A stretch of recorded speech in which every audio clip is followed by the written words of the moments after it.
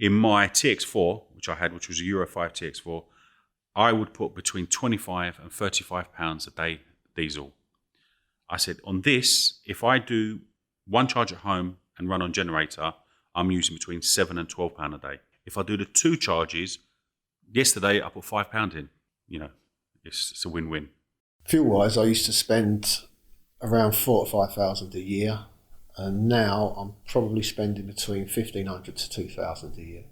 My TX4 could easily have cost me anything around 35 to 40 pound.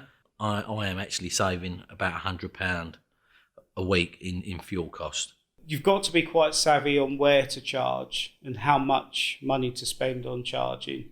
And so my charging cost would be about £3 a day. And as I said to you, I only charge in the evening once. So the rest of the time I'm using save modes, I'm using petrol. So I'm putting about £10 of petrol a day. And before I was probably putting in about £20-25 a day in diesel. And that's with me, that someone that doesn't have the ability to charge at home. So, so the savings are there.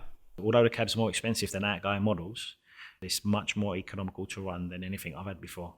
That actually pays for the TXE. That's the way I look at it. I haven't had any new tyres. I haven't had any brakes. What I did is I done a little bit of research with my energy provider, found out that I weren't exactly on a great deal. So switched to a different company, and now I get my electric a lot cheaper than I was paying before. It's massive, absolutely massive, the savings for me.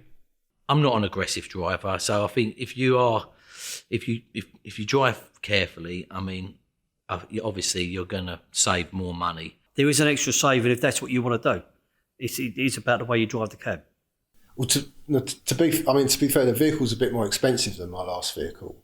I work out that I would make that extra money back in about 3 years driving it, and so far the savings have been true, if not better than true.